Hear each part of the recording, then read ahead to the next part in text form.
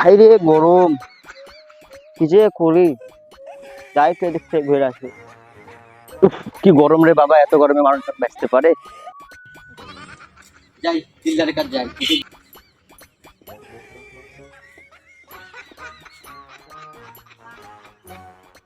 কে দিলদার ভাই, লুঙ্গির তলে কিছু ঢুকলো নাকি? এত লড়াইছেন কে? হালার তো কি দেখবে রে? হ্যাঁ, কি দেখবে? কি রে, তো ভালো কথা আমি বললো তুই আমাকে, যে হালার তো বললি কি রে? লুঙ্গির ভেতর কিছু ঢোকে নাকি?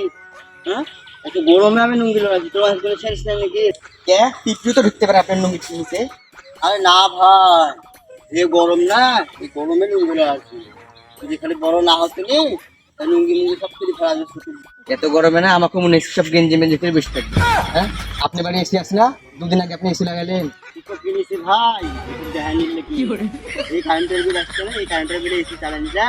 আরে আমার শরীর ঘামি যেরকম, আমি এসি চালাবো না, বাগানে এসে বাতাস বাতাস খাবো।